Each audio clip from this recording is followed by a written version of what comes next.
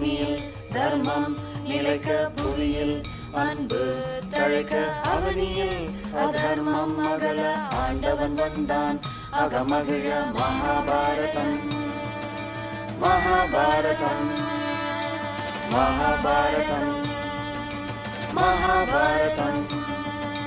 பாண்டவர் துன்பம் போக்க பாஞ்சாலி மானம் காக்க பாரே வியந்து பார்க்க பரந்தாமன் வந்தான் வழி தீர்க்க மகாபாரதம் மகாபாரதம் மகாபாரதம் மகாபாரதம் மகாபாரதம்.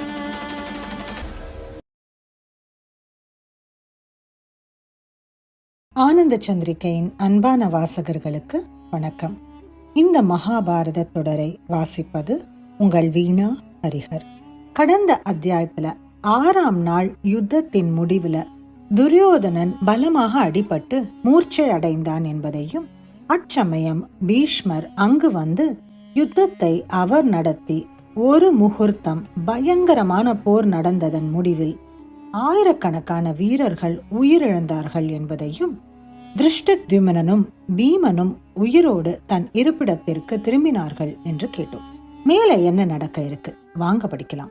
அத்தியாயம் 60. 7ஆம் நாள் யுத்தம். உடல் முழுவதும் அம்புகள் தைத்து துன்பப்பட்டவனாக துரியோதனன் பீஷ்மரிடம் சென்று, ஒவ்வொரு தினமும் பாண்டவர்கள் வெற்றி பெற்று நம்முடைய சேனையின் வியூகத்தை பிளந்தும் சூரர்களை கொன்றும் வருகிறார்களே, நீர் சும்மா இருக்கிறீரே என்றான். பீஷ்மர் துரியோதனனுக்கு ஆறுதல் மொழிகள் சொன்னார். நானும் துரோணரும் சல்லியனும் கிருதவர்மாவும் அஸ்வத்தாமாவும் விகர்ணனும் பகதத்தனும் சகுனியும் அவந்தி தேசத்து 2 சகோதரர்களும் திரிகர்த்த ராஜனும் மகத தேசாதிபதியும் கிருபாச்சாரியாரும் உனக்காக உயிரை விட தயாராக இருக்கும்போது நீ ஏன் மனத்தாழ்ச்சி அடைகிறாய்? வேண்டாம் என்று சொல்லி சேனையை அன்றைய யுத்தத்திற்கு அணிவகுத்தார். இதோ பார், ஆயிரக்கணக்கான ரதங்களும் குதிரைகளும் குதிரை வீரர்களும் சிறந்த யானைகளும் அநேக தேசங்களிலிருந்து வந்து ஆயுதம் எடுத்து நிற்கும் காலாட்படைகளும் கொண்ட இந்த சேனையை வைத்துக்கொண்டு தேவர்களையும் ஜெயிக்க முடியும், பயப்பட வேண்டாம் என்று சொல்லி துரியோதனனுக்கு காயங்களை தீர்க்கும் சிறந்த ஔஷதத்தையும் தந்தார். அவன் அதை தன் தேகத்தில் பூசிக்கொண்டு அம்பு கொத்திய காயங்களை எல்லாம் நீக்கிக் கொண்டு தைரியமாகவும் உற்சாகமாகவும் யுத்தத்திற்கு சென்றான். அன்று கௌரவப்படை மண்டல வியூகமாக அணிவகுக்கப்பட்டிருந்தது. ஒவ்வொரு யானைக்கு பக்கத்தில் 7 தேர்களும், ஒவ்வொரு தேருக்கு துணையாக 7 குதிரை வீரர்களும், ஒவ்வொரு குதிரை வீரனுக்கு துணையாக 10 வில்லாளிகளும், வில்லாளி ஒவ்வொருவனுக்கும் 10 கேடயக்காரர்கள் காப்பாக நின்றார்கள். எல்லா வீரர்களும் நல்ல கவசம் பூண்டிருந்தார்கள். இந்த பெருஞ்சேனையின் மத்தியில் தேரின் மேல் துரியோதனன் இந்திரன் போல் விளங்கினான். யுதிஷ்டிரர் பாண்டவ சேனையை வஜ்ர வியூகமாக அணிவகுத்தார். அன்று நடந்த யுத்தத்தில் அநேக முனைகளில் பெரும் போர் நடைபெற்றது. அர்ஜுனனுடைய தாக்குதலை பீஷ்மரே எதிர்த்தார். மற்றொரு முனையில் துரோணரும் விராடனும் ஒருவரை ஒருவர் எதிர்த்து போரிட்டனர். வேறொரு முனையில் ஷிகண்டிக்கும் அஸ்வத்தாமாவுக்கும் பெரும் யுத்தம் நடந்தது. மற்றொரு இடத்தில் துரியோதனனும் திருஷ்டத்யும்னனும் போரிட்டனர். நகுல சகாதேவர்களும் தங்கள் மாமன் சல்லியனை தாக்கினார்கள். அவந்தி தேசத்து ராஜாக்கள் யுதாமன்யுவை எதிர்த்தார்கள். பீமசேனன், கிருதவர்மா, சித்திரசேனன், விகர்ணன், துர்மஷன் இவர்கள் அனைவரையும் எதிர்த்தான். பூரிசிரவசு திருஷ்டகேதுவை எதிர்த்தான். யுதிஷ்டிரன் ஸ்ருதாயுவை எதிர்த்தான். சேகிதானன் கிருப்பரை மற்றொரு முனையில் எதிர்த்தான். துரோணருக்கும் விராடனுக்கும் நடந்த யுத்தத்தில் விராடன் தோற்று தன் தேரையும் சாரதியையும் குதிரையையும் இழந்து தன் புத்திரன் சங்கனுடைய ரதத்தில் ஏறினான். விராடனுடைய புத்திரர்கள் உத்திரனும் சுவேதனும் முதல் நாள் யுத்தத்திலேயே மாண்டார்கள். 7வது நாள் யுத்தத்தில் சங்கனும் தகப்பனார் அருகில் உயிர் நீத்தான். துருபதன் மகனான ஷிகண்டி அஸ்வத்தாமனால் தாக்கப்பட்டு தேரை இழந்தான். அதன் மேல் அவன் கீழே குதித்து வாளும் கேடயமும் கையில் எடுத்துக்கொண்டு போர் புரிய பார்த்தான். அஸ்வத்தாமன் சிகண்டியினுடைய கத்தியை பாணத்தால் உடைத்தான். உடனே சிகண்டி துண்டிக்கப்பட்ட கத்தியை சுழற்றி அஸ்வத்தாமன் பேரில் வீசினான்.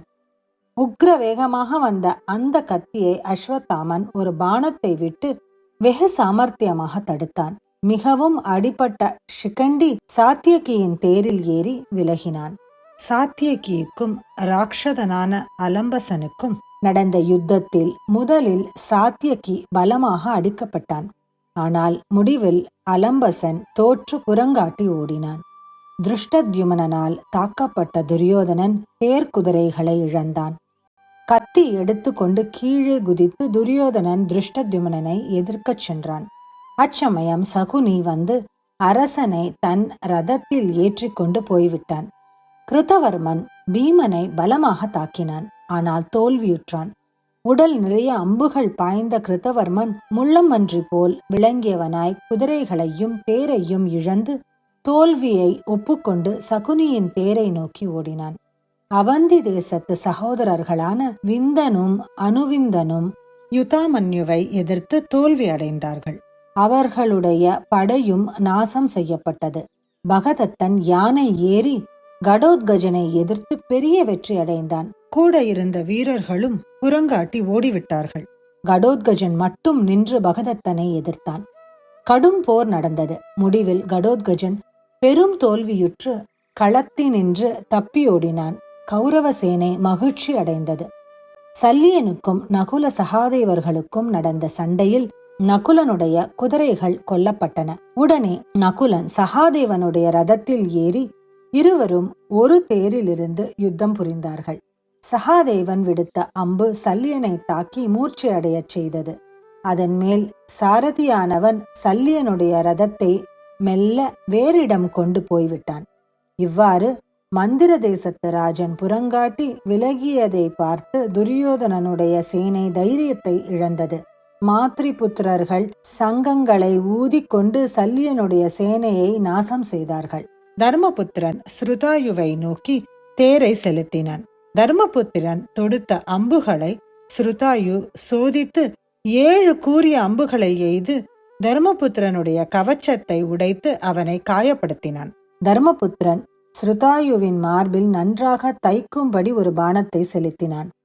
அன்று தர்மபுத்திரன் தன் இயற்கை மனநிலையை இழந்து கோபம் கொண்டு ஜொலித்தான். முடிவில் தேரும் குதிரைகளும் சாரதியும் வீழ்த்தப்பட்டு ஸ்ருதாயு யுத்த களத்தை விட்டு ஓடினான். இதை கண்டதும் துரியோதனனுடைய சேனை முற்றிலும் தைரியம் இழந்து கலக்கமடைந்து விட்டது. கிருபரை எதிர்த்து சேகிதானன் சாரதியையும் தேரையும் இழந்தான். அதன் பின் அவன் கதாயுதத்தை எடுத்துக்கொண்டு கீழே இறங்கி கிருபருடைய குதிரைகளையும் சாரதியையும் கொன்றான். கிருபரும் தேரை விட்டு இறங்கி தரையில் நின்று வில்லை வளைத்து அம்புகள் எழுதினார். அவை சேகிதானனை மிகவும் துன்புறுத்தின. அதன் மேல் அவன் கதாயுதத்தை வீசி கிருபர் மேல் எறிந்தான். அதையும் அவர் தன் பாணத்தால் தடுத்து விட்டார். பிறகு சேகிதானன் கத்தியை வீசிக்கொண்டு அவர் மேல் பாய்ந்தான். அவரும் வில்லை எறிந்துவிட்டு கத்தியை எடுத்துக்கொண்டு நின்றார். இருவரும் கத்தி சண்டையில் காயப்பட்டு பூமியில் விழுந்தார்கள். பீமசேனன் வந்து சேகிதானனை தன் தேரில் ஏற்றிக்கொண்டு சென்றான். அவ்வாறே சகுனியும் கிருபரை தன் தேரில் ஏற்றி சென்றார். திருஷ்டகேது பூரிசிரவசுவின் மேல் 96 பாணங்களை விட்டு அவன் மார்பில் பாயச் செய்தான். கிரகணங்களோடு ஜொலிக்கும் ஆதித்தனை போல பூரிசிரவசு தன் மார்பு தைத்த பாணங்களுடன் பிரகாசித்தான். அப்போதும் போரை நடத்தி திருஷ்டகேதுவை புறங்காட்டி ஓட செய்தான். துரியோதனனுடைய தம்பிகள் 3 அபிமன்யுவை தாக்கி பெருந்தோல்வி அடைந்தார்கள். அபிமன்யு இவர்களை கொல்ல பீமன் சபதம் செய்திருக்கிறானாகையால் இவர்களை நான் விட்டுவிட வேண்டும் என்று எண்ணி விலகினான். அதன் மேல் பீஷ்மர் அபிமன்யுவை தாக்க வந்தார். அதை கண்ட அர்ஜுனன், கிருஷ்ணா, பீஷ்மரை தாக்க வேண்டும், ரதத்தை செலுத்து என்றான். அச்சமயம் மற்ற பாண்டவர்களும் அர்ஜுனனை வந்து அடைந்தார்கள். ஐவரையும் பிதாமகர் தடுத்தார். யுத்தம் நடந்து கொண்டிருக்கையில் சூரியன் மறைந்தான். போர் நிறுத்தப்பட்டது. எல்லோரும் மிக களைப்படைந்தவர்களாகவும் காயங்கள் பட்டு துன்பப்பட்டவர்களாகவும் பாசறைக்கு போய் சேர்ந்தார்கள். இரு தரத்து வீரர்களும் உடலில் தைத்திருந்த அம்புகளை பிடுங்கி வைத்திய கிரமப்படி காயங்களை கழுவி இளைப்பாறினார்கள். ஒரு முகூர்த்த காலம் எல்லோரும் சங்கீத வாத்தியங்களை கேட்டுக்கொண்டு உல்லாசமாக பொழுது போக்கினார்கள். அந்த ஒரு முகூர்த்த காலம் ஸ்வர்க்கத்தில் இருப்பது போல் யுத்த விஷயமான வார்த்தை ஒன்றும் பேசாமல் கழிக்கப்பட்டது. அந்த காட்சி பார்ப்பதற்கு ரம்யமாக இருந்தது என்கிறார் வியாசர். இந்த அத்தியாயத்தோட நிறைவுக்கு வந்துட்டோம். 7ஆம் நாள் பெரும் போரின் முடிவில் இரு தரப்பு வீரர்களும் மிகவும் களைப்பாக இருந்தார்கள் என்றும், மேலும் அந்த களைப்பை போக்கும் வகையில சங்கீதத்தில் ஒரு முகூர்த்த காலம் கழித்தார்கள் என்றும் கேட்டோம். என்னதான் சொல்லுங்க, அந்த நாள் முதல் இன்று வரை நம் கவலைகளை போக்கும் மனதிற்கு ஒரு பெரும் மருந்தாக இருப்பது இசை என்பதுல சந்தேகமே இல்லை. மேல 8ஆம் நாள் யுத்தத்தின் விவரங்களை தெரிஞ்சுக்க காத்திருங்கள். அடுத்த அத்தியாயத்தோட உங்களை சந்திக்கும் வரை உங்களிடமிருந்து விடைபெறுவது உங்கள் வீணா ஹரிஹர்.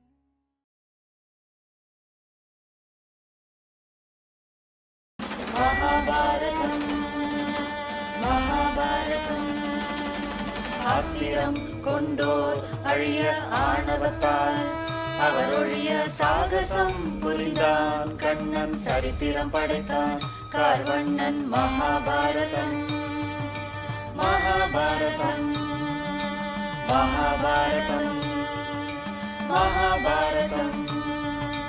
ராதை கண்டான் உலகுளிர கீதை சொன்னான். புலனுணர கோபியர் கூட்டம் புடை சூழ கோவிந்தன் வந்தான். அருள் பால கோவிந்தன் வந்தான். அருள்